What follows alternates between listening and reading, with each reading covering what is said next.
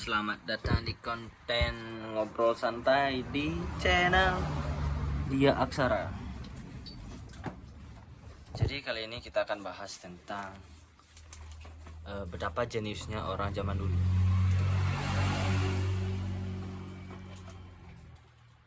Pernah gak sih kalian berpikir atau bertanya tentang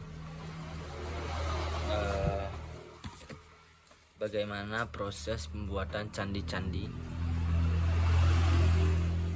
atau bagaimana sejarah benda-benda zaman dulu seperti relief, prasasti, atau senjata-senjata zaman dahulu.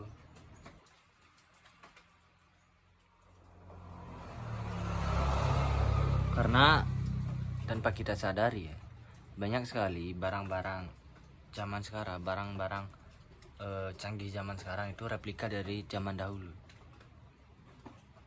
Banyak sekali ya.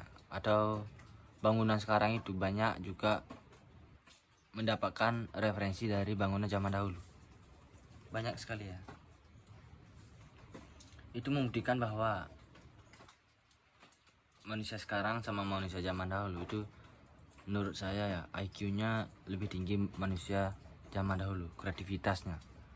Karena zaman dahulu itu banyak sekali kekurangan, referensi kurang. Karena di zaman sekarang kita bisa mencari referensi di internet, sedangkan zaman dahulu mereka dapat dari mana coba?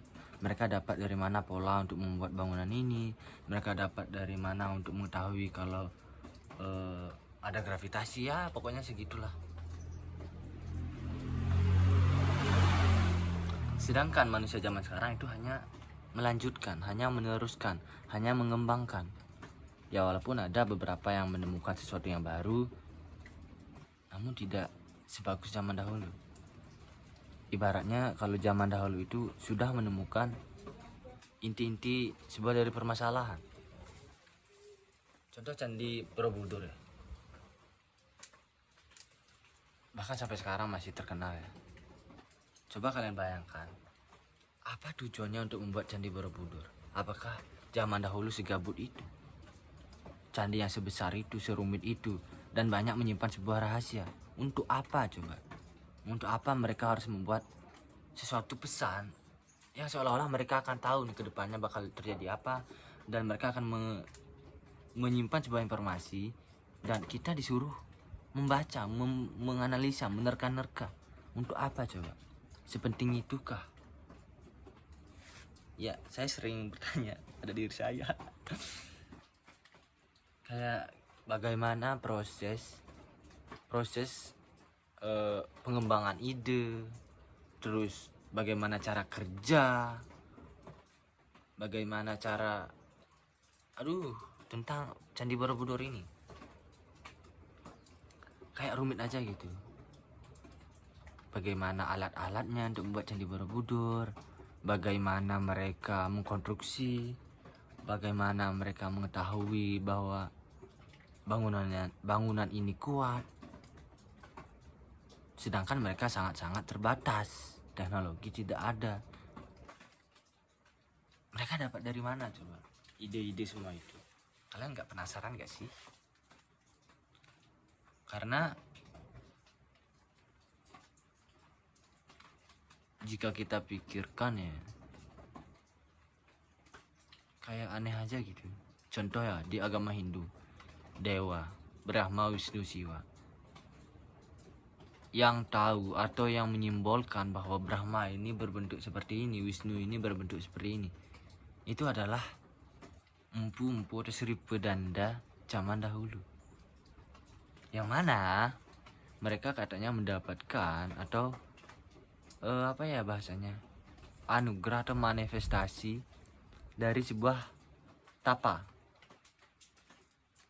Mereka melakukan tapa mungkin sekitar beberapa tahun, dan di dalam tapanya itu mereka seolah-olah melihat bahwa dewa ini rupanya seperti ini, dewa ini bentuknya seperti ini, sehingga pada saat ini ada gitu pakemnya bahwa Siwa berbentuk seperti ini, memakai ini, terus ada atribut ini. sehingga aneh aja gitu, aneh-aneh banget. Apakah orang zaman dulu itu benar-benar sakti ya? Mereka bisa melihat, atau mereka bisa berbicara, merasakan tentang Tuhan. Mereka bisa berinteraksi dengan Tuhan. Atau jangan-jangan semua yang kita pelajari, semua yang kita teladani, menurut saya nih ya, tentang agama, atau hanya imajinasi dari orang-orang pintar zaman dahulu. Ngerti gak sih? Mereka hanya berimajinasi bahwa dewa ini seperti ini, dewa ini seperti ini, terus menyebar luaskan kepada seluruh umatnya.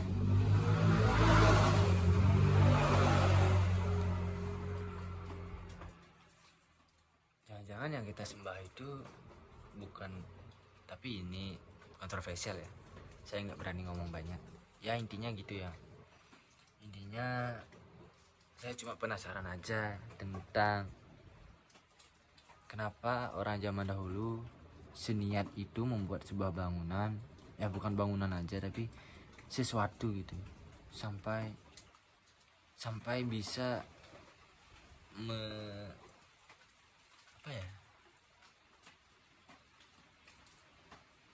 sampai bisa memberikan sebuah pesan atau sebuah kode-kode kepada kita zaman sekarang itu, untuk kita teliti, untuk kita baca, untuk kita analisa bahwa apa yang terjadi masa lalu itu ada dalam sebuah candi itu. Ngerti nggak kalian?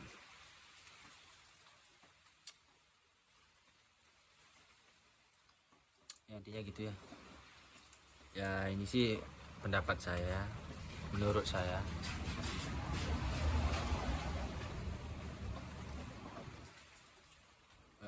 Kalian semua bebas, berhak berkomen seperti apa, karena ini hanya pure argumentasi saya, dan ini keresahan saya juga. Jadi sampai jumpa di konten berikutnya, bye bye.